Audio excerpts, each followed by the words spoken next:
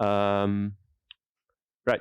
And then the second lecture, we saw some maybe non-trivial examples of STPs in quantum information theory. So first the PPT STP and then the diamond norm.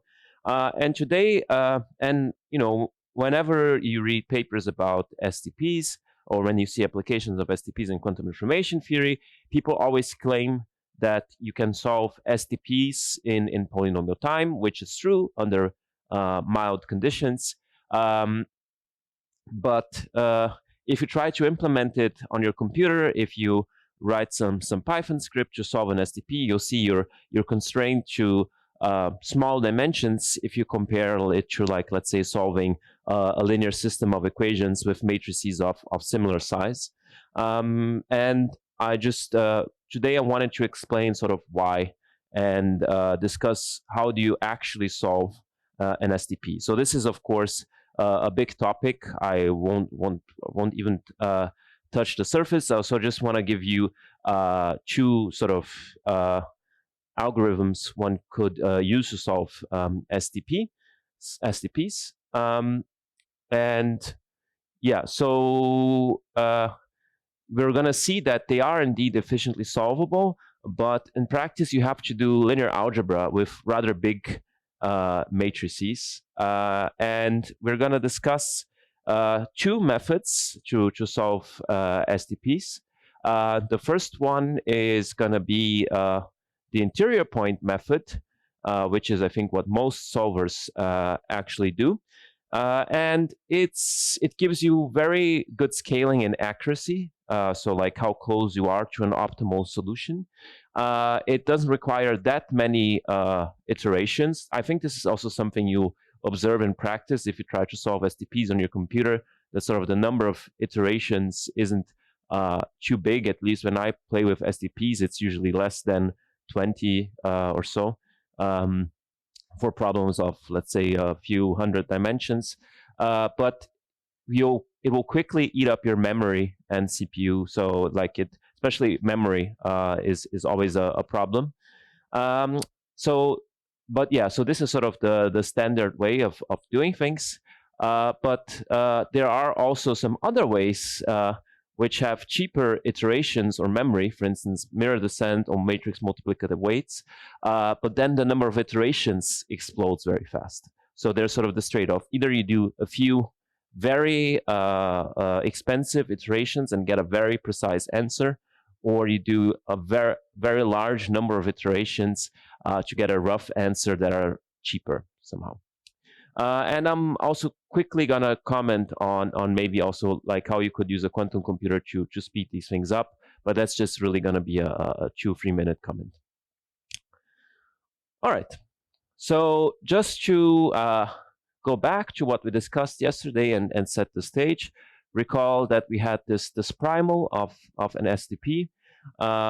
And we had discussed that you can, one of the standard forms of writing an STP would be to maximize this trace of a matrix C with X positive semidefinite, such that these constraints are satisfied. Recall that this is the Hilbert-Schmidt scalar product, right? And the dual is in terms of this optimization problem. So the scalar product of this vector B of the constraints with Y, and Y has to be such that this matrix over here is positive semidefinite. And where N is going to be from now on the size of these matrices. So the matrices AI will be N by N, also X. And M is the number of constraints. So recall yesterday that often we were, for instance, considering when we were doing PPT or other STPs, we were imposing constraints which were like equality constraints between two different matrices, right? So if you have equality constraints between two different matrices, you have order n squared entries in a Hermitian matrix, right? So if you impose such constraints, which are very common in quantum information theory applications, then the number of constraints will scale quadratically with the size of the matrices. Okay, and this is bad news for you, because you're going to see that we have some polynomial scaling in M for most solvers, which means that you're going to have, and typically this polynomial will be a bit worse than linear in some cases, which means you have super quadratic scaling in the number of constraints for your methods. So we already see here why often in quantum information theory these STPs start to become a bit expensive. Yeah. And maybe before we continue, just for people that have experience working with linear programs, which are essentially what you get if you replace all of these matrices by vectors, and instead of imposing positive semidefinite, you just impose that this holds component-wise for the vector. You also can do all of what I'm saying, like this mirror descent or interior point methods to solve linear programs, but that's not what people do in practice. What people do in practice is the so-called Stilck method, which essentially walks like the feasible region of a linear program is a polytope. So Ale showed me a beautiful polytope this morning. He has it in his backpack. So if you don't know what it is, ask him. He'll show it to you. And you essentially, and the Stilck method essentially walks around sort of the vertices. And this is much more efficient than interior point methods. However, when we're working with these sets of positive semidefinite matrices, they're more sort of curved. Like it's not so easy. They are so-called spectrahedrons, not polytopes. So I should have put a picture here, but the idea is sort of that they're not as pointy somehow. So you cannot really just walk around the boundary and find solutions. So what you do instead is you move inside of this region. So just sort of just to draw a quick picture, like imagine that here this is sort of your feasible set, and you know somehow that the optimal solution has to be somewhere on the boundary. So you could walk around the boundary to find it. For SDPs, this is not something you can easily do. So in comparison to linear programs, so what interior point methods do is sort of try to slowly approach this boundary and then get to your optimum. Okay. All right. So before we continue, are there any questions so far on what we're gonna do and the basics? Nope. Then let's continue. Okay. So the main engine behind interior point methods is so-called the Newton method. So what is Newton's method for optimization? It is a second order optimization algorithm, which means that you need information about the first and the second derivative of a function. So right now I'm just going to do scalar functions, not functions of matrices, just for simplicity. Okay. And so what do we do? Well, let's say we want to optimize this function f. We have that, and we just look at how f behaves once we do a small perturbation. And then you have this sort of Taylor expansion of the function, and then we're just gonna minimize the f of x plus this delta thing over here.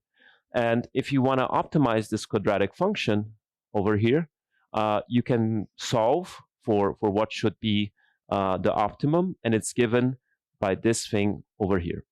So this is Newton's method. You just at each step you compute the Hessian over here and the gradient, and then you move in the direction given by solving this system, which would be sort of the optimal if this was actually a quadratic function. So, but this is just an approximation, right? Typically, your function is, if this was a quadratic function, you would converge in one step, and this would be the optimum, right? But we're generally just looking at convex functions, so you have to do a few steps. And this is, if you can look at for instance, gradient descent, where you just use information about the gradient. So this will be cheaper, right? Because this is a more complicated object to compute. But Newton's method will converge much faster than gradient descent. So in optimization, people will say that this is a quadratic, Newton's method has a quadratic convergence. I don't like this terminology, but because I find it confusing. But it essentially means that if you wanna, it's the number of steps is like log epsilon minus 1. Okay, so it's essentially the precision with which you get closer to an optimal doubles at every step you take. So this is extremely fast to converge, but each iteration is going to be costly. Okay, so that's the rough idea with Newton's method. Now, but we're going to look at constraint optimization. So this was sort of the recipe for Newton's method. If you're just solving, just want to optimize some scalar function, a multivariate scalar function. We're also going to look at such functions with linear constraints. And then it turns out that you have to solve, if you want to optimize f of x subject to some linear constraints. Again, these are all vectors, but you can also think of matrices as sort of, so vectorize the matrix, and STPs are sort of this form, right? But think of scalars so far. And essentially, if you look at, you can do similar things for these constraint optimization problems. And again, you have to just solve a linear system of equations at each step, which has then this form, where this matrix A here encodes your constraints. But now see that like we have this Hessian over here, which depends on the function you want to optimize. And then you have to add this matrix A here, which will be as large as the number of constraints you have. So essentially, at each step of this Newton's method with this constraint optimization, you have to solve this linear system of equations, which is going to be like, which is going to have the Hessian of the original function plus this extra appendix here that will scale with the number of constraints. So we see that to solve this linear system of equations, we're going to pay a price that scales both with the dimension of the problem you care about, which is going to like determine the size of this block, but also the number of constraints, which is going to determine the size of this block over here, which again is one of the reasons why these methods are kind of expensive. But all you have to do is sort of linear algebra, solve some linear systems of equations. Okay. Now, all we did was for scalars, so like functions that are defined in numbers, but STPs are optimization problems on matrices. So we also have to replace, but the underlying objects are the same. The only thing is that now we have to look at derivatives of functions that are functions of matrices, and instead of scalars, but it's the same story, right? You just have to compute the gradient of this matrix function and the Hessian, which are now going to be defined on matrices, okay? And one particular matrix function that is going to play an important role in the interior point methods is log of the determinant of x, okay?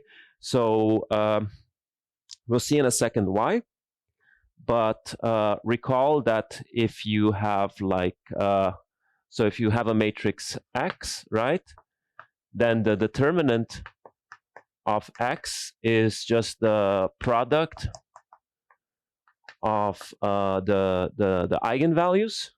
So log, if the matrix is positive semidefinite, these guys will all be positive. And if the matrix, sorry, so if you look at x positive semidefinite, strictly positive, then all of these numbers will be strictly positive as well. So we can take this product is going to be a strictly positive number. We can take the log. So log determinant of x is some log lambda I. And you can compute what is the determinant. Like if these were all scalars, we all know. Oh, I forgot to put the minus here.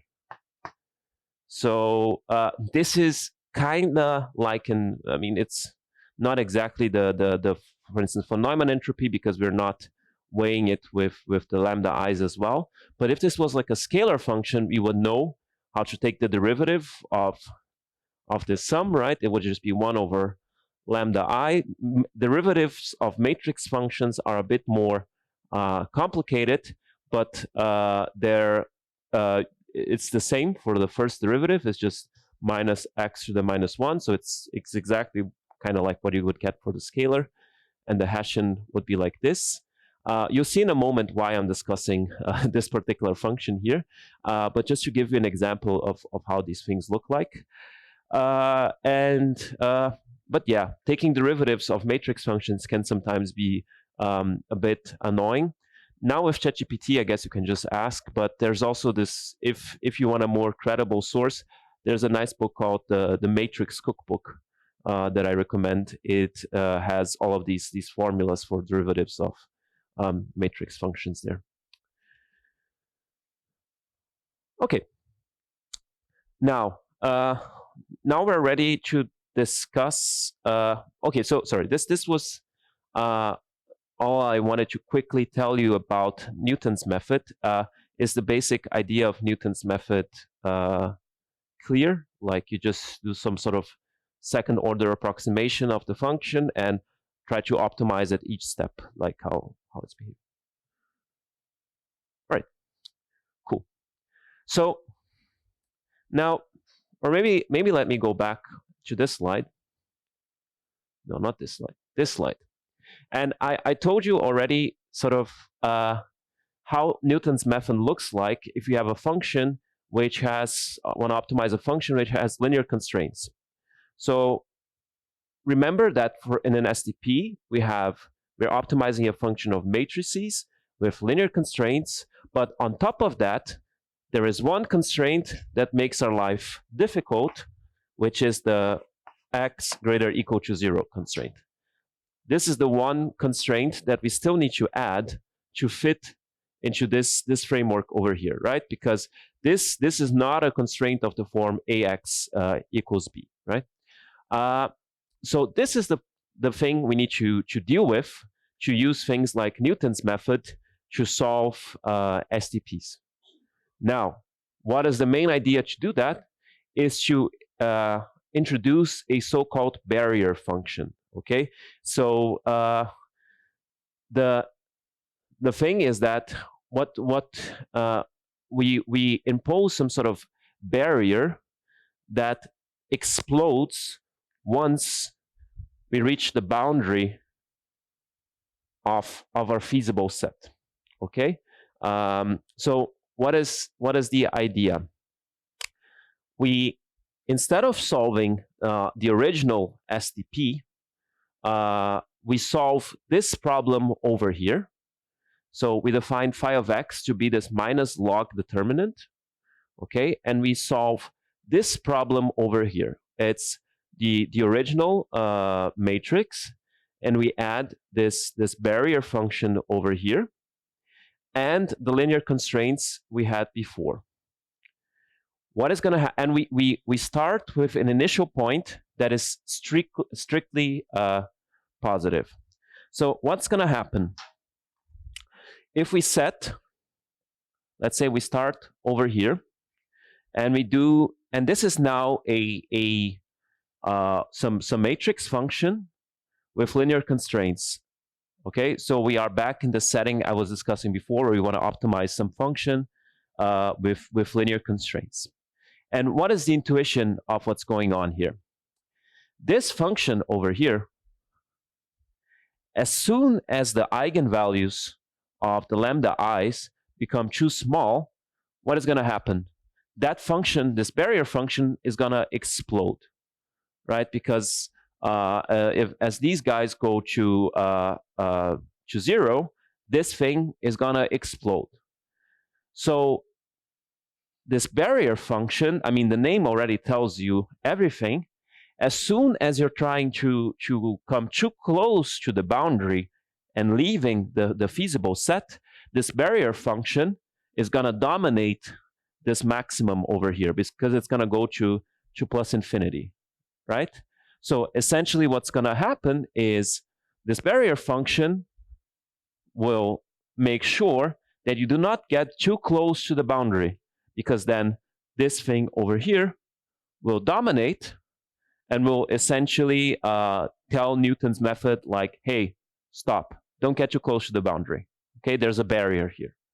That's all the idea of what's happening geometrically. So by adding this function over here, what's going to happen is that we make sure that the Newton's method doesn't get too close to the boundary, and we stay inside this set of strictly positive matrices. Now, there's a trade-off here as well, right? Because let's say I set this parameter t to be, and some people call it temperature. You should if I set it to be what? Very large, no, sorry, very small, then what happens is that this term over here will dominate, right? So we're going to be super conservative as to reaching the boundary, right? So if we set this parameter t like that, then this term here will dominate, and will sort of, the method will not even get close to the boundary, because you're telling it, hey, don't even think about making these eigenvalues too small, right? But we know that the optimum is at the boundary, so we can also not be too conservative and be like, don't get too close, right? So we have to sort of, there's this trade-off between how large we can pick it, because we at the end we do want to reach the boundary. Okay, so what is then the idea of interior points methods? There's this thing called the central path, and essentially what you do is you keep changing this parameter t. Okay, so you keep changing it so that you smoothly approach the boundary, because as you change it, you're making the barrier less strict, right? You're telling the algorithm, like, hey, it's okay if you get a bit closer to the boundary. I'll allow you to do that, but don't get too close. And then you move a bit further to the boundary, and then you tell the algorithm, okay, you did well. Now you're allowed to go a bit further to the boundary, and so on. And this is what people call the central path. So you essentially keep inside of the feasible set, but you approach the boundary sort of smoothly, so that things don't explode, and you get to like matrices which have very small eigenvalues, which make your life difficult. Okay, so it's sort of the idea of this sort of central path clear. Okay, no complaints. And hopefully you see now why this is called an interior point method, right? Because you're essentially traveling around the interior of the feasible set to get to a solution that is optimal. Sorry, okay, right. So this is the slack. So it's like S equals C minus some yi ai, where this is sort of the optimal of the dual. And when you're at the optimal, you know that you have complementary slackness. So like I should have put stars here. So in the optimal, you have this equation, and sort of you can show that if you follow the central path, the optimum will sort of satisfy something like this. Yeah. Huh? Yeah, identity. Yeah. So sort of you're making as you increase t, you're making you're getting closer to something that satisfies complementary slackness. Other questions? Yes.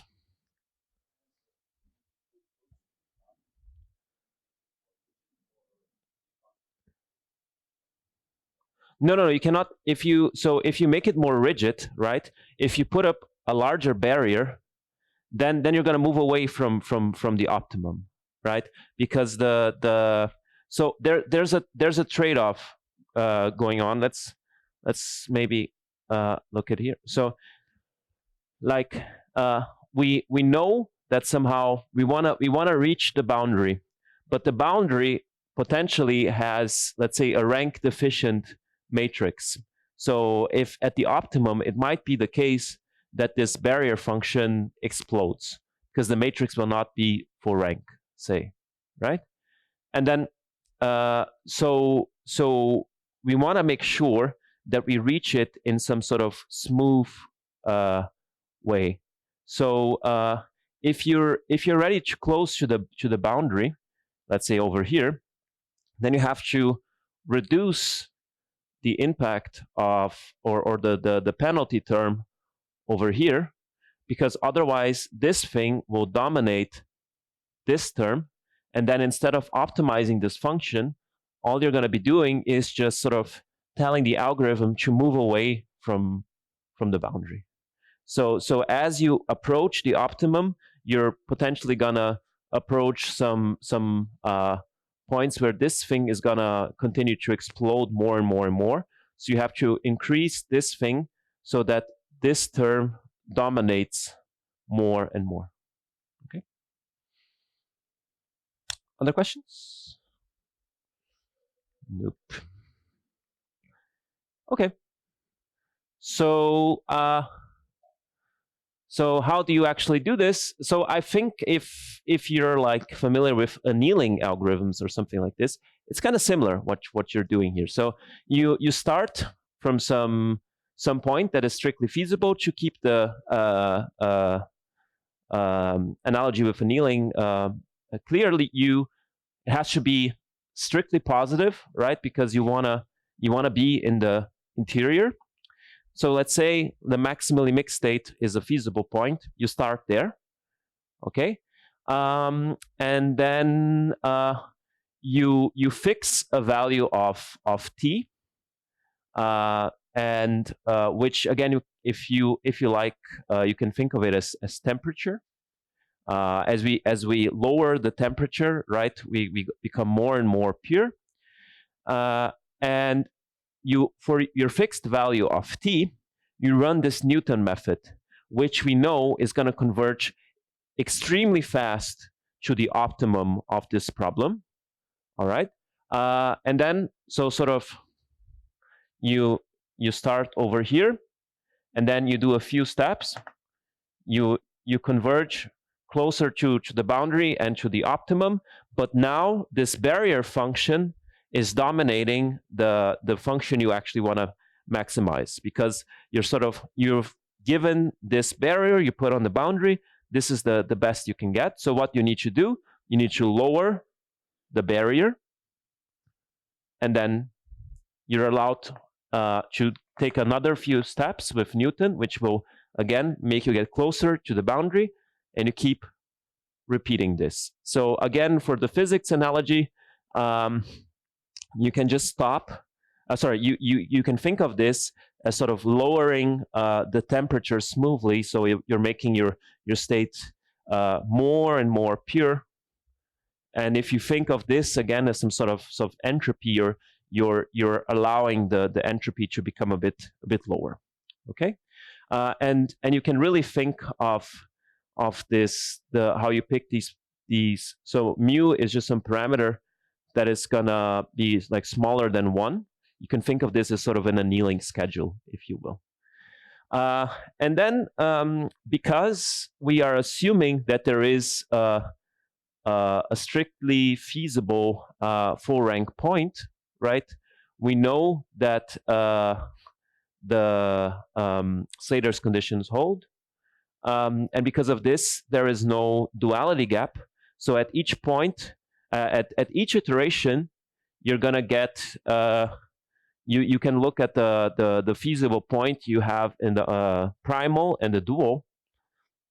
This will give you a duality gap, and you just stop when you've reached a certain target precision you want. Okay. All right. So this is all we have to do. So we see it's just to run this interior point method. All you have to do is a bunch of, okay, I didn't tell you how to pick this parameter mu, like sort of how fast you should increase decrease the barrier, but hopefully you see that as each Newton step is just a bunch of linear algebra, all you have to do is a bunch of linear algebra operations to solve this SDP. Questions? No.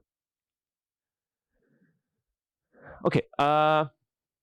Now, just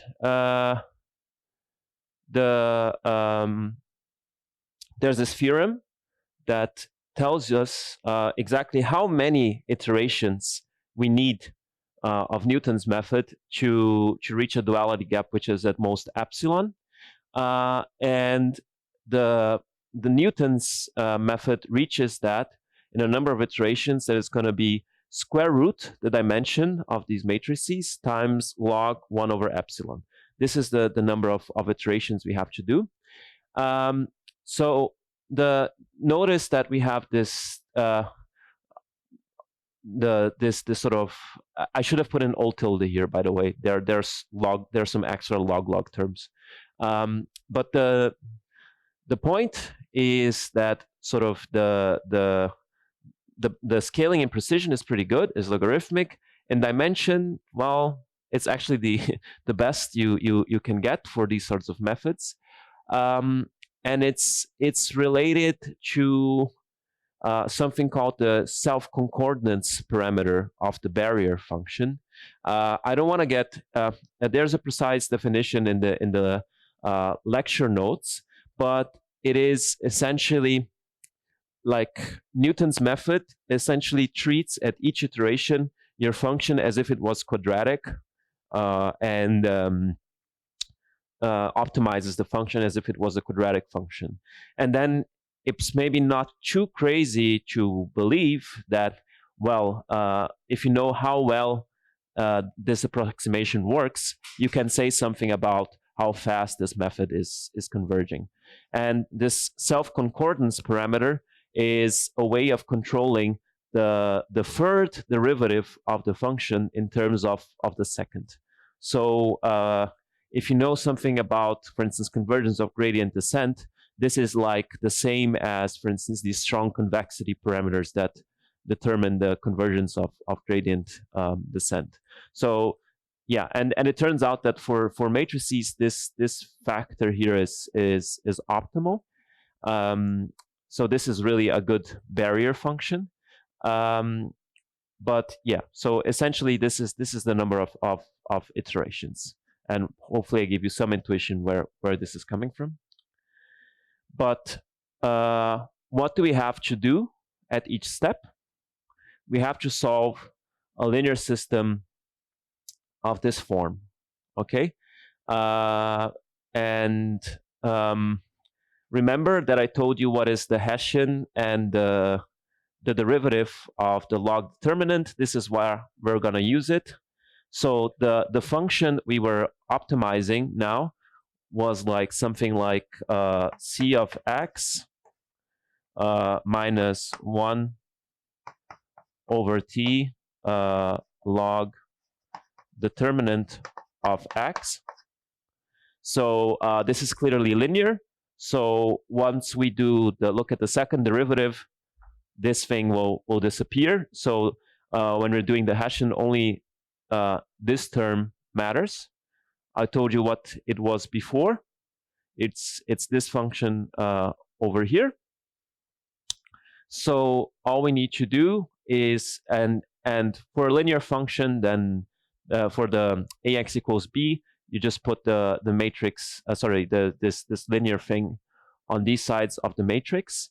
So at each step, you have to solve this linear system of equations. So if I give you x, and I tell you you can form this thing, and of course you can also, this is just determined by the constraints.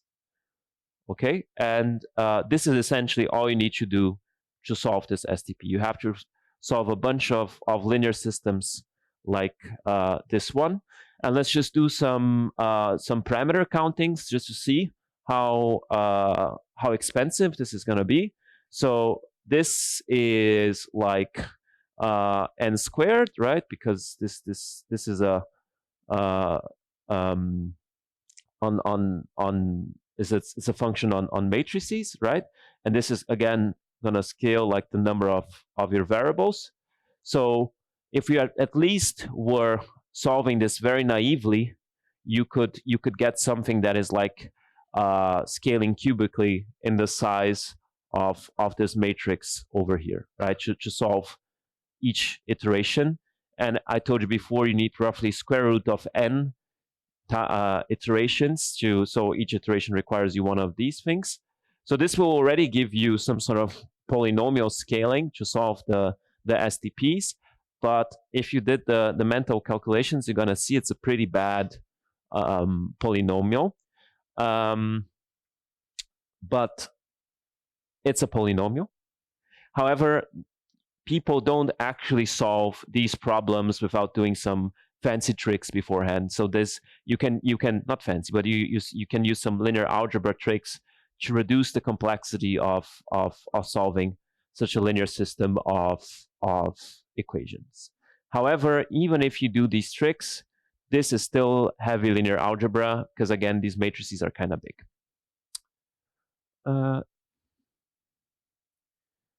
So maybe I'll skip this. Well, no, let's do it. Okay. So essentially, you can, as I said, you can do some linear algebra tricks, and reduce the to simplify solving this linear system of equations. And maybe let's not get into the details, just the key point why your computer cries when solving STPs. Okay, so what you essentially do is you can show that you can instead first solve for delta y. So delta y is this part of the vector, okay, of the solution. You use something called the Schur complement, which is what we also saw before. And essentially, you first solve for m delta y equals r, where this M matrix is given by this, okay? And here is the main bottleneck, okay? Because you see that this is essentially like if you have M constraints, these are the matrices that define your constraints. And this matrix here will be like an M by M matrix, and you need to solve this linear system of equations.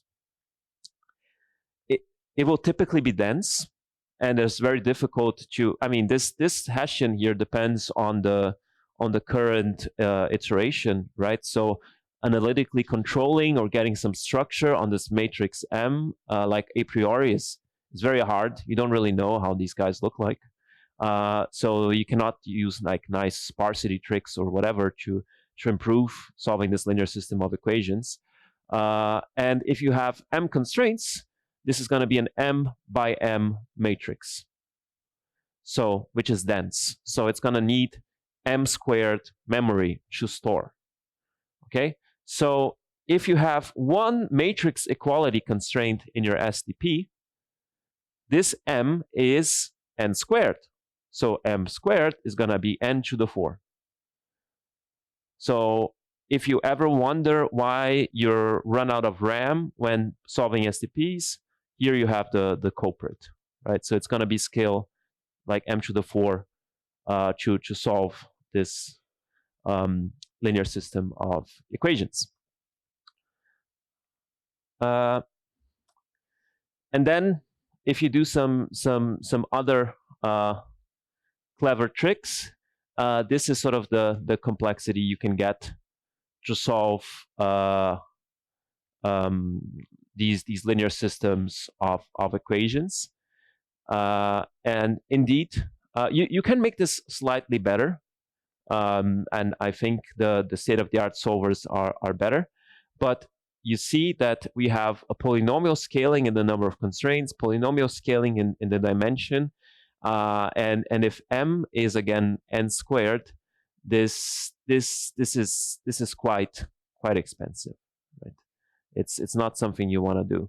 I think there's an error. It should be n to the 5 here, not n to the 6, if I'm not mistaken. But yeah, anyways, it's gonna be polynomial but expensive. And again, the reason is you have to do all of these linear algebra operations, and this is per iteration. Okay, and remember, you still have to do square root of n times log 1 over epsilon iterations to then actually converge using this Newton's method.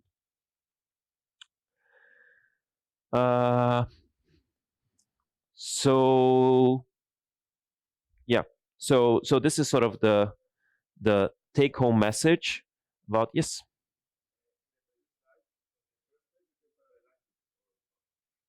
That is true. You can parallelize because indeed, sort of this first step is forming this matrix M. So you can indeed parallelize that. It will be a bit faster, yeah.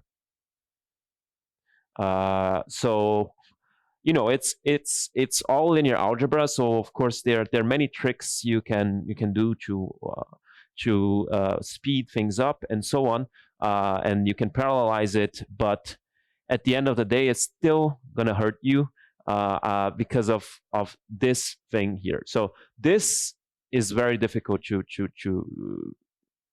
sidestep, because as I said, a priori you don't have a lot of information about how this matrix M looks like. It's going to be dense, so you can parallelize the computation, but it's still going to be like an M by M dense matrix. Yep.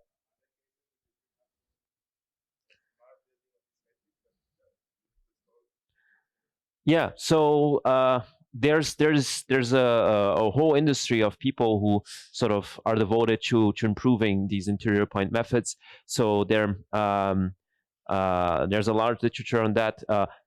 If these matrices AI are sparse, for instance, you can get some improvements to do these operations, because whenever you have sparse matrices, linear algebra is faster. There are also some symmetry-based methods. If your SDP has certain symmetries, then you get some block diagonal structure that can. So whenever you have extra information about the matrices, there is something you can do and speed things up. But still, this is gonna hurt.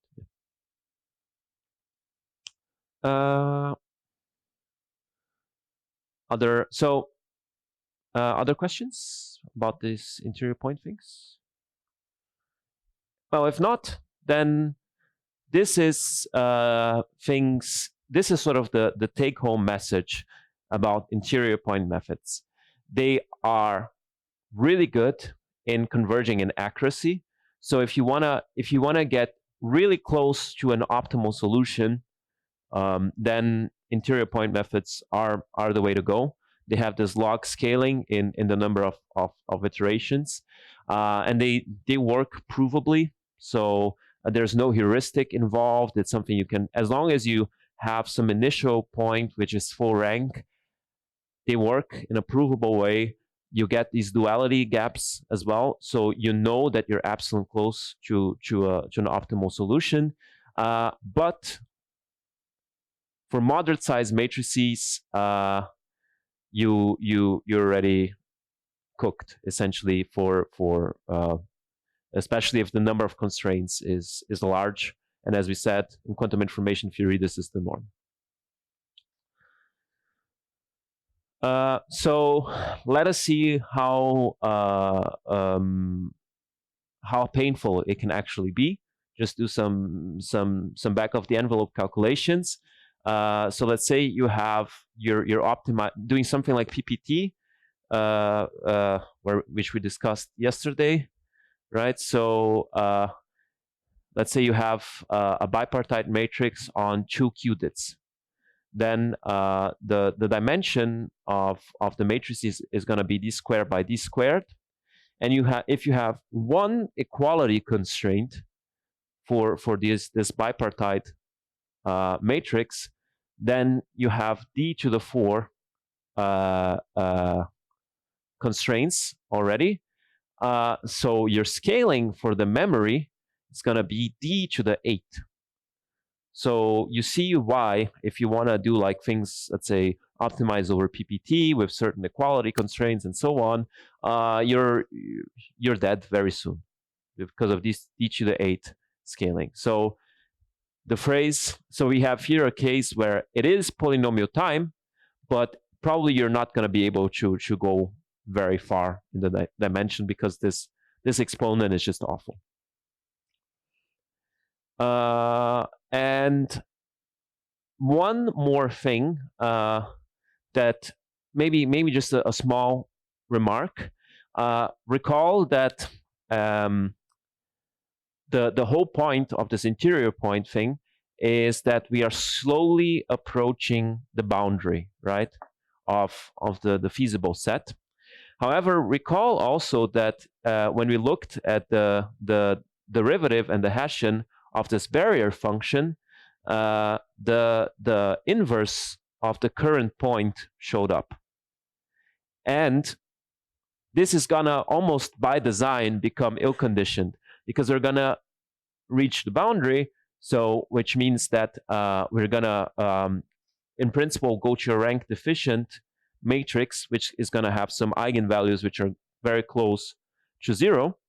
And if you know, look at like some numerical analysis textbook, or if you know how, you know that inverting ill-conditioned matrices is, of course, a problem.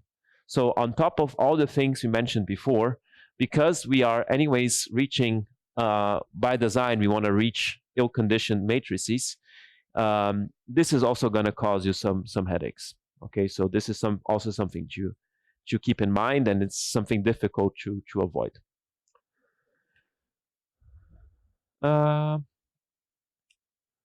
And yeah, but as I said, at least you get nice certificates. And for quantum information theory problems, usually you can find this sort of interior point to start with.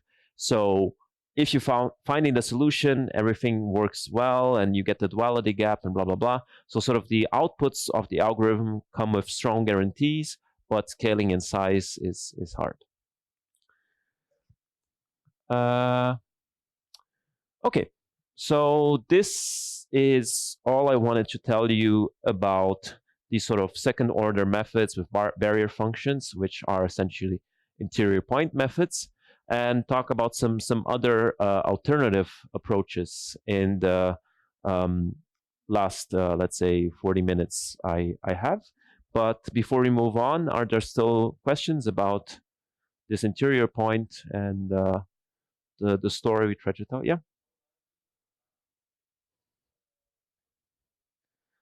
Yeah, so of course this depends on your computer, but I'll give you like an example from last week. So I have a student who is implementing a certain algorithm we developed, and at one point he had it he had to sort of fit a covariance matrix of a Gaussian distribution. So this can be formulated as an SDP with like also one equality constraint, more or less. And in his like he has a standard laptop, and he was complaining that in his standard laptop he was having issues with like 300 variables, so like 300 by 300. I on my laptop usually can go to like 1,000 usually, but again, if you compare this to the size of linear systems, you can easily solve on a laptop. This is laughable, right? It's like orders of magnitudes smaller. And I think that so going back, for instance, to your comment, like they're much smarter solvers that use sparsity to death, and don't do these Newton iterations in a very like vanilla way, and explore also the fact that you have some low rank or approximately low rank matrices and so on. And I think, if I'm not mistaken, that sort of then the state of the art to solve these very sparse things um, is like a few million. Like yeah. So if you really know what you're doing and you look at very nice instances for very nice SDPs, then I think you can go to like a million or so. But I think going significantly beyond that is still hard. Yeah, but yeah. So I think this is also what I wanted to say. Other questions? Nope. Okay, so then let's look at another method, which so as we were saying, this sort of m by m matrix we need to form and then solve this linear system is one of our main enemies. We want to avoid that thing. And Newton's method is essentially a second order method, right? So we at each iteration we need to build this Hessian, which in principle is going to be very expensive. But you know that there are also first order methods to solve optimization problems, say gradient descent, which potentially which also converge, and they have significantly cheaper iterations because we just need the gradient, for instance, for gradient descent, but they don't converge as fast as Newton necessarily. And there are other methods that that are also first order, and that have this sort of general characteristic that they have cheaper iterations, but the number of iterations is going to be larger. Okay, so we're just going to look at one of them, which is called mirror descent or matrix multiplicative weight. And I think this one is particularly natural in quantum information theory, and it's also what people have used to get quantum speedups for STPs. So yeah, so one way I like to think about this is that you sort of change the geometry and use a geometry that matches sort of your constraints. So like when I wrote down this thing, I already mentioned that for you that are familiar with the von Neumann entropy, this already looks almost like the von Neumann entropy, but you're missing the lambda i's here, right? And indeed, you could look at what happens if you try to solve these problems, but now looking as the von Neumann entropy as the geometry. And I'm just doing it in a very hand wavy way, I know, but yeah, this is essentially the main idea behind mirror descent methods, which is that the following thing. So if we have, let's say now that our SDP is over the set of quantum states. So one of our constraints is that, so let's say just for simplicity, that we have that trace, like we have the constraint that trace of rho equals 1. So we know that we're optimizing over the set of quantum states. Now we can do the following trick. So also think again about the interior point method. We are somehow starting somewhere in the interior of the set of quantum states. So if you have a full rank matrix, you can always write it as e to the minus something divided by the trace of that, right? So if you have any any state that is full rank, you can always write it as the exponent of some Hamiltonian h divided with the corresponding normalization. And if you do it this way, you know that any matrix you can write in this form will be positive semidefinite and will satisfy this constraint. So you can reparametrize this sort of feasible set now, not in terms of the density matrices, but in terms of the Hamiltonians H. Okay? And if we parametrize it this way, then the positivity constraint is a given, because if I write any matrix like this, it's going to be positive semidefinite, and it's also going to have trace 1. So if we reparametrize this way, the constraints that were really annoying before, namely the positivity of the matrix, they disappear. But now dealing with the linear constraints becomes a bit more annoying, because we have to make sure that we update this Hamiltonian here in such a way that we make sure that we satisfy the constraints. So these entropic ways of solving SDPs essentially use this reparametrization idea that you move the difficulty elsewhere. The positivity is for free. The linear part now is your headache. And what we want to do is we want to change this Hamiltonian age such that we make sure that we are converging to some optimum, and then keep iterating. And what is maybe nice from a physical perspective is that then now you're sort of optimizing. To solve this SDP, you're optimizing over a sequence of quantum Gibbs states. So is the basic idea sort of clear why you would want to do that? Okay.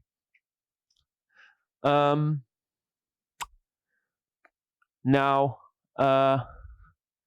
another standard trick you have to do to come up with these mirror descent algorithms is to note that you can always map optimization problems into a sequence of feasibility problems.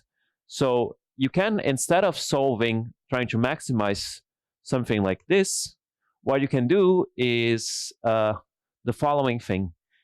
You guess a value for the maximum, let's say lambda, and let's say you are allowed to, you have some algorithm that answers the question, is there a row such that trace of a row is greater or equal than lambda? This is a feasibility question, right? It's not asking you to maximize this quantity. It's just asking, can I go over lambda? Yes or no?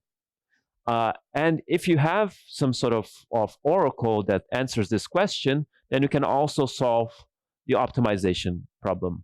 How do you do that? So let's say in principle, you also need to have a bound on the range of values this optimization problem needs to take, but that's a given. So sorry, this is easy in the setup because the operator norm of A is always an upper bound on that. So let's say we normalize it such that this trace here is always between -1 and 1.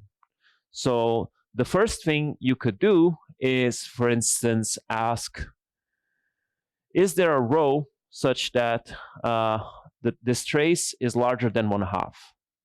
So if the oracle comes back to you and says yes, then you can get a bit more greedy. You can say, oh, is there a row such that this is larger than 3/4? And then maybe you were too greedy. Oh, you have a question? No, okay. And it said like you go to 3/4, and it says no, you were too greedy. There's no point that is greater than 3/4. So now you know that your answer lies between 1/2 and 3/4. What do? You ask about the point again in the middle, and then the oracle will tell you, oh, you were too greedy or not. And then depending on the answer, you keep like taking a step that is like in between your current lower bound and upper bound. And this will converge. This is just binary search, right? And this will converge in a number of queries that is logarithmic in the precision. So if you can solve this feasibility problem, you can also solve the optimization problem. And this is like a standard reduction. And these methods, they can be phrased as optimization methods for feasibility problems instead of optimization, but by this reduction, they are the same. Sorry. They're not the same, but you can get a good optimization algorithm out of a good feasibility algorithm. Okay. So what is the next thing you need for these algorithms, which I think is also very nice from a quantum information theory perspective? You need to be able to certify whether your constraints are satisfied, and if not, you need to be also been given some witness that you are indeed outside of the feasible set. Okay, so let's make this a bit more concrete. So at each iteration of these algorithms, let's say just for simplicity that your one of your constraints is, let's say it's a qubit, and one of your constraints is that the overlap with the zero state with rho has to be, let's say, 1/3.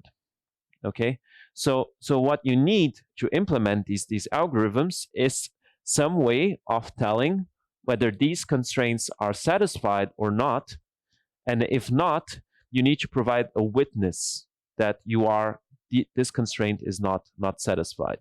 So in a quantum information theory perspective, what you need is like some sort of measurement that you can perform that will distinguish your current state from all the states that satisfy the constraint with a certain success probability, right? So if you're familiar with, let's say, like distinguishability task in quantum information theory, this is telling you that you need to find a way to distinguish a state from the states that satisfy the constraints. And if you find such a P, this tells you a direction in which your current guess for what the state should be is wrong. And then this allows you to update your state in a way that moves in the right direction. But it's maybe not obvious how you should use this information. Okay, so like, okay, I know somehow that my current state does not satisfy the constraints. How can I do it to make sure that it is moving in the right direction? And it turns out that one update rule you can do is to just penalize the Hamiltonian in the direction of this distinguishing projector. Okay, so you should think of this as penalizing the bad direction in the energy. Again, if you have this sort of physical intuition, okay, and this means that the new Gibbs state you're going to get out of this update is going to have less mass on the set of states that violate your condition. Okay, so essentially, this is all you need to do to implement these methods. You need to find ways of distinguishing current states from the ones that satisfy the constraints. And then you just need to update a Hamiltonian in a certain way and compute the new Gibbs state. Okay. Um, Now, why is this nice? And I know this was a bit fast and hand wavy, but my main point, okay, is that even if all of these matrices are dense, and again, you can be smart and maybe pick them in ways that are sparse, and so on, uh, the memory you're going to need is, in the worst case, n squared, right? Where n is the dimension of the matrices you're optimizing over. So at no point you're going to have to store a dense m square by n square by n square matrix. In in principle, so this is much more memory efficient than these interior point methods we were discussing before, and the heavy step is going to be computing this matrix exponential, which again is just some basic linear algebra operation. This is not cheap, of course, but still is going to be much more expensive than sorry, it's still going to be much cheaper than the linear systems we had to solve for the interior point methods. Now, maybe one thing that is nice about these methods is that they also provably converge, these SDP solvers. And the way you prove they converge is by showing that by doing these updates in the way I described before, so sort of you penalize the wrong direction in energy, you can show that if you're familiar with something called the quantum relative entropy, which you should really think of as a distance measure, that this distance measure between your current iteration and the set of feasible states is going to reduce at each iteration, and you can control by how much. Okay, so essentially what I'm saying is that by doing these updates in this way, you have some sort of distance between your current state and the optimum. Each step you make, you reduce this distance by a certain constant. Now, if you pick, for instance, your initial state to be the maximally mixed state, you also know what is the maximal distance you have, which is this first point. So if you know that the maximal distance, which is, by the way, logarithmic in the dimension, so if you know that the maximal distance is at most log n, and at each step you make a constant progress towards the optimum, right? So you have something like this. Let's say you have a ball, and so this is sort of the radius, right, which is log n, and you know that, like, let's say the optimum is over here. If at each step you make at least epsilon squared progress, which is the case, then you know what is the maximum number of steps you need to make to get to your point, which is just going to be log n over epsilon minus 2. So this is sort of how you show that these methods will converge to the optimum after a number of iterations, that is log n over epsilon to the minus 2. Now, I should have also have written this on the slide, but if you recall, the number of iterations of Newton's step was square root n log epsilon minus 1. What do we notice? That these are sort of exponentially better than each other in different parameters, right? So Newton's method has a logarithmic scaling in the precision. This, in the number of iterations, this guy has a quadratic in epsilon. So this is much, much, much worse, exponentially worse. On the other hand, the number of iterations of this one is logarithmic in the dimension, and this is square root of n. So they're so this method is exponentially better. And at each step, the sort of linear algebra operations we need to perform are much cheaper. Nevertheless, if you look at, let's say, standard convex optimization packages, nobody is doing this. Okay, so you might ask why? Because we established before that interior point methods, I mean, they're nice, but they they eat up your memory really fast, right? And the issue, oh, I did have it, sorry. The issue is somehow that this scaling in precision will usually eat you up, okay? Because it will typically be the case that you want your precision to scale with the number of variables or something like this. And then if you rescale epsilon by the let's say the dimension or the number of variables, number of constraints or something like this, then the number of iterations will just explode. Okay, and this will typically offset the advantages you have for the fact that each iteration is much cheaper, because this epsilon is by how much you violate every constraint. And again, for typical applications, this will scale with the dimension. However, if you need very large scale things and your memory is very limited, then maybe you can still use this method. You might just need to wait a year until all the iterations are done. And yeah, so for instance, so just sort of what is the cost, right? It will just, the memory will be more or less under control, but not as much as like this one, but you will still have a lot of iterations you have to perform. Now, again, you could spend the rest of your career discussing these sort of interior methods to solve these optimization problems, and there are others you should you could take a look at.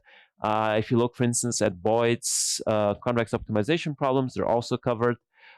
Some of them that are interesting are, for instance, Frank Wolfe and conditional gradient methods. These are other first order optimization problems that reduce solving an SDP into solving a sequence of eigenvalue problems. So they are similar to this mirror descent approach in the sense that they're first order methods. So the number of iterations is going to scale polynomially with the precision, but each iteration is cheaper. Okay, so this is some sort of general story for these first order methods. I didn't present it because I don't think it has as nice an interpretation from a quantum information theory perspective as this matrix multiplicative weights. Another thing people do is low rank factorization methods. A buzzword here would be Burrer-Monteiro, which is some sort of algorithm. This is a heuristic that works really well, which sort of in spirit is similar to what we were discussing before with the simplex of directly going to the boundary and trying to like just look over here instead of going through the interior. However, this requires you to optimize with like rank constraints or over low rank matrices, and this is in general hard. So this is why this is heuristic. But there is a whole world of how to exploit the fact that these matrices are the optimal, usually ranked efficient matrices to speed up things. So this, I think the most sophisticated solvers really exploit these conditions. And for instance, I am not really knowledgeable about some details of how these things are done also in practice. So for instance, yesterday, one of you asked a very reasonable question of like which standard form do the different solvers use when you give them an SDP? because as I mentioned, there are different standard forms you can write an SDP in. To be honest, I don't know what exactly they're doing under the hood. What is the standard form they use? But yeah, this is also something that of course you could take another look at. Yeah, so maybe just one last slide with lots of text, but maybe don't read the text. It's too much text. The I just want to give you one last comment on quantum algorithms to also solve these SDPs. This is actually something I've been working on actually by it's actually nice to have Richard and Fernando here in the room because they were the ones that introduced me to this world. It was very nice back then to work on them on this, and yeah, so there have been some works on getting quantum algorithms to solve SDPs, and they essentially tackle these two algorithms I discussed today. So there are quantized versions of these interior point methods. And as we saw, interior point methods, they essentially have to do very heavy linear algebra stuff. So then they use quantum algorithms to do the linear algebra for you. So like we saw that at each step essentially have to solve a bunch of linear systems. So you do something like use HHL to solve those for you. And then you get a quantum speedup. But they have to read out the solution of these linear equations at each step, which requires tomography, which is very expensive. So so essentially, this is the main idea of how to get quantum speedups for these interior point methods. Quantum algorithm to solve the linear system plus tomography. Now, they only give you small speedups, and they depend on parameters that you cannot really control beforehand. Because if you're familiar with HHL, you know that it has like some bad scaling, not bad scaling. It has a polynomial scaling with things like the condition number of a matrix. And just for these interior point methods, at each iteration we saw you need to solve these linear systems for some matrices that depend on your current iteration.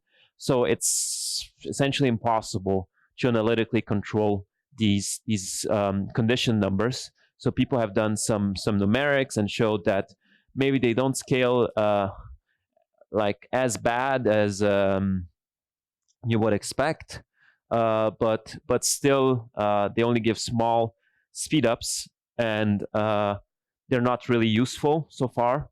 Not in this, of course, we don't have a quantum computer, but even if we had a quantum computer, I think the current numerics indicate that these quantum algorithms are not good enough. And there's this other thing I've mentioned, this matrix multiplicative weights, which then requires you to prepare quantum Gibbs states on your quantum computer. And you also get, for general Hamiltonians H, maybe I shouldn't even say Hamiltonian because this might suggest that there's some physics behind it, but it's just like a big matrix, right? So exponentiating is expensive, but you do get some polynomial speedups by doing this on a quantum computer. So you get some improvements, and you can also use some smart ways of finding violations of the constraints to also get improvements in that parameter. This is something I worked with these guys here as well. But for instance, people also did some numerics in this case. For instance, again, Richard, to show that actually these quantum algorithms we currently have using matrix multiplicative weights are so-called galactic algorithms. So they would only give you speedups if you looked at instances that are the size of a galaxy. Long story short, there are ideas of how to get quantum speedups for these problems, but I think it's fair to say that all the quantum speedups we have right now are kind of useless unless you're looking at really gigantic instances that probably don't even want to solve anyways. So there's lots of work to be done in this direction, like trying to get better quantum algorithms for these STPs. And this is something I particularly find exciting. All right, so I think this is all I wanted to tell you in these lectures. So just a quick recap. So you can do Newton's method, expensive steps, few steps, doing some linear algebra.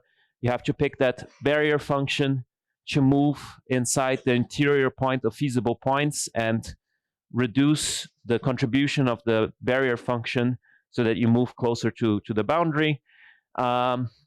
Very memory hungry method. You can get something that is less memory hungry and a bit faster using these first order methods like mirror descent. And you have this nice connection with Gibbs states. However, the number of iterations will explode, unlike the Newton method. And yeah, so hopefully now you understand a bit better why your computer starts to cry when you solve large scale STPs, and sort of what's the linear algebra that is happening under the hood. So yeah, thanks.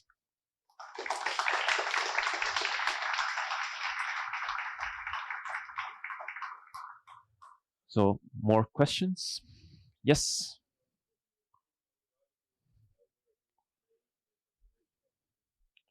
Sure.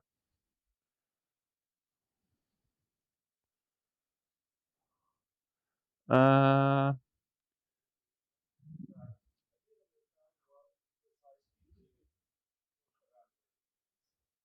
Oh, it's just that this is an enlarged. It's not a parameter. It's just that you're solving this enlarged linear system of equations.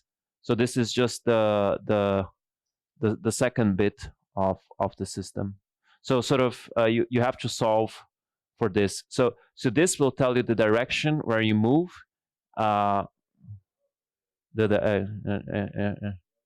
and the other is just this extra parameter you have to solve this linear system of equations. But you only care about this one actually. So it's like a larger system of equations, right? So you get, so sort of this thing over here is coming from the function, but now you also have the constraints. So you have to add these constraints to the matrix and to make like, so this guy will be of the size of this block, and this thing new will be the size, will be like of this block. Exactly, yeah. Other questions?